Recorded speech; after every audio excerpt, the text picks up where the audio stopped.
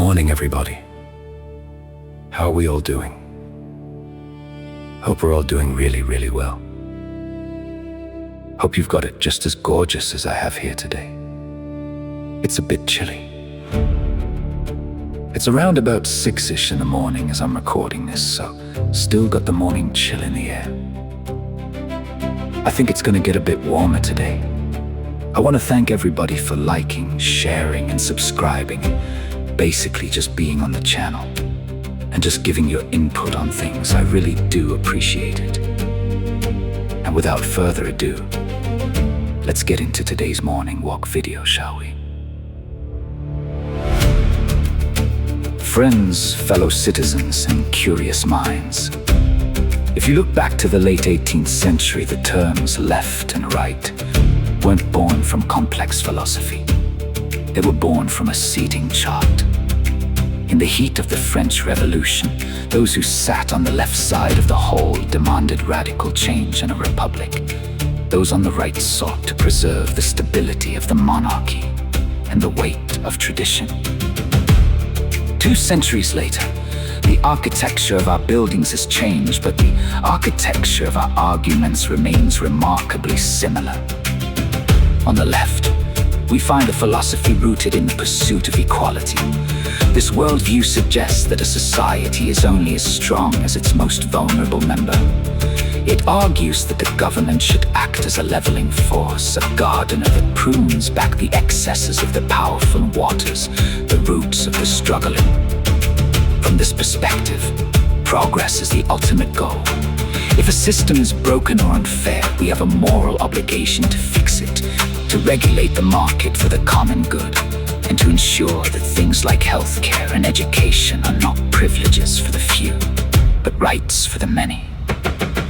But then, we look to the right, where the philosophy is anchored in liberty and tradition. This worldview suggests that society is a delicate ecosystem, built on the hard-won wisdom of our ancestors. It argues that the government's role is not to engineer equality, but to protect the freedom of the individual to pursue their own destiny. Here, the free market isn't just an economic theory. It is a manifestation of personal choice. From this perspective, stability is maintained through strong institutions, family, faith, and national identity. It warns us that if we tear down the fences of the past too quickly, we may find ourselves defenseless against the chaos of the future. The fundamental tension between them is this. The left asks, how can we make things better? The right asks, how can we keep the best of what we have? One prioritizes social justice, the other prioritizes social order. One sees the state as a provider, the other sees the state as a protector.